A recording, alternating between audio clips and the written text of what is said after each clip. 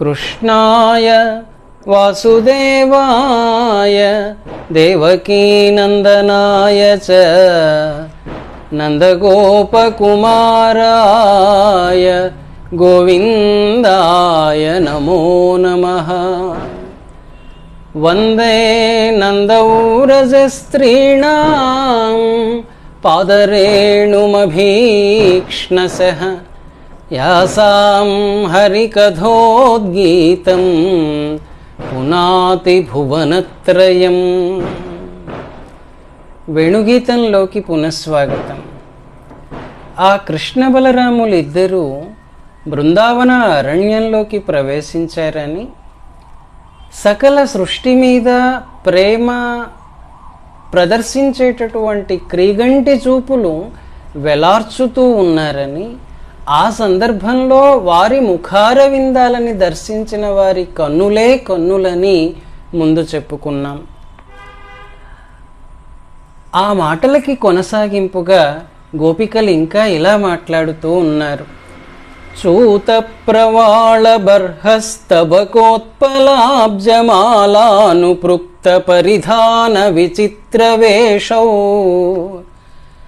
మధ్యే విరేజతురలం పశుపాలగోష్ఠ్యాం రంగే యథా నటవరౌ క్వచ గాయమానౌ.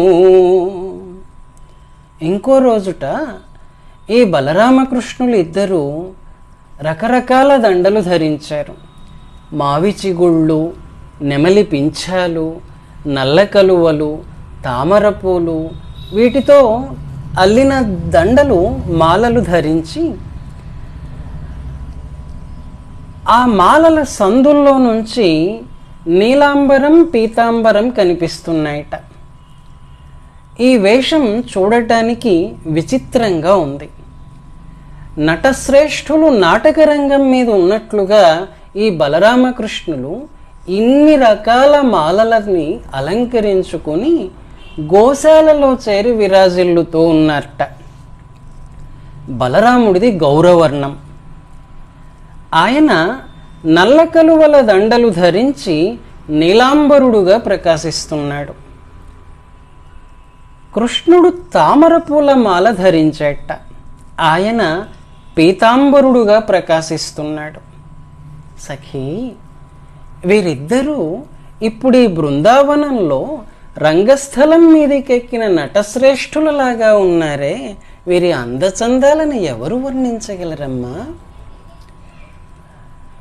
ఇక్కడ యువతలేమో పశుపాలక గోష్ఠి, అవతలేమో నల్ల కలువలు ధరించిన గౌరవర్ణుడు బలరాముడు రాధగా, ఎర్ర తామర పూలు ధరించి పీతాంబరుడైన కృష్ణుడు శోభిల్లుతూ ఉన్నారు. భగవానుడు బహురూపి. రూపం రూపం ప్రతిరూపో బభూవ. చూడు చూడు, చెలికాండ్ర మధ్య వారిద్దరూ సంతోషంతో నృత్యం చేస్తూ ఉన్నారు. చూడు చూడు అంటూ ఒక గోపిక శ్రీకృష్ణుని అంగ ప్రత్యంగాలను, ముఖాన్ని, నయనాలను, భ్రూభంగిమలను తదేక దృష్టులతో చూస్తూ, ఈ గోపీబాలురు ఎంత భాగ్యవంతులో కదా! వాళ్ళు ఇళ్లల్లో ఉన్నప్పుడు, బృందావనంలో తిరుగుతున్నప్పుడు కృష్ణుణ్ణి సర్వదా చూస్తూ ఉంటారు, అతనితో క్రీడిస్తూ ఉంటారు, భుజాల మీద చేతులేస్తూ ఉంటారు, వాళ్ళతో పాటు తిరుగుతూ ఉంటారు. ఈ బ్రహ్మదేవుడు మరీ మోసకారి.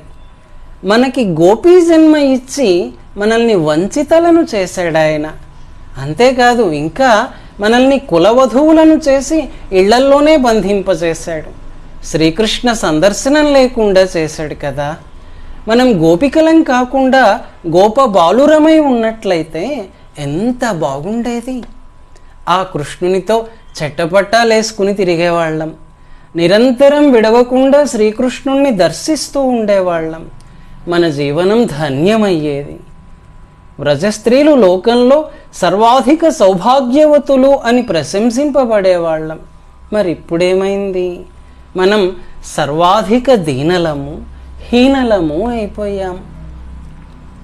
ఇలా గోపికలు మాట్లాడుకుంటూ ఉన్నారు. మామిడి చెట్టుకి సంస్కృతంలో చాలా పర్యాయ పదాలు ఉన్నాయి, కానీ ఇక్కడ చూతప్రవాళ అన్న శబ్దాన్ని శ్రీ శుకుల వారు ప్రయోగించారు. దానిలో ఒక విశేషం ఉంది. చ్యుతం అయ్యేటటువంటిది చూతం మామిడి చెట్టు. అది తాను కన్న ఫలాన్ని క్రింద పడేస్తుంది. భగవంతుడు దాన్ని ధారణ చేస్తాడు. అంటే భగవంతుడు పతితులను ఉద్ధరిస్తాడు, పడిపోయేవాడిని దగ్గరకు తీసుకుంటాడు, తన దగ్గర ఆశ్రయాన్ని ఇస్తాడు. ఆశ్రిత జన దోషోపేక్షకత్వం శరణ్య లక్షణం అన్నారు వేదాంత దేశికుల వారు. అంటే ఆశ్రితుల యొక్క దోషాలని ఉపేక్షిస్తాడు అని. సర్వశరణ్యుడైన శ్రీకృష్ణుడు సూతప్రవాళాలను ధారణ చేసి మామిడి చిగుళ్లను ధరించి సర్వశరణ్యత్వాన్ని, ఆశ్రిత వాత్సల్యాన్ని తన రూపంతో చూపించాడు అని ఇక్కడ అర్థం. ఆశ్రిత జనుల దోషాలను భగవంతుడు ఉపేక్షిస్తాడు, కానీ వారిని శిక్షించడు. ఎంచేత అంటే ఆయన ఆశ్రిత రక్షకుడు. వారి దోషాన్ని కూడా భోక్తృత్వమైనదిగా భావించి సరదా పడతాట స్వామి. అంచేతనే శ్రీకృష్ణుడు సూత పల్లవాలను ధరించుకుని సంబరపడ్డాడు. ఈ స్వామిని వర్ణిస్తూ గోపికలు మహదానందంలో మునిగిపోతూ ఉన్నారు. తరువాయి భాగంలో మళ్ళీ కలుద్దాం. స్వస్తి.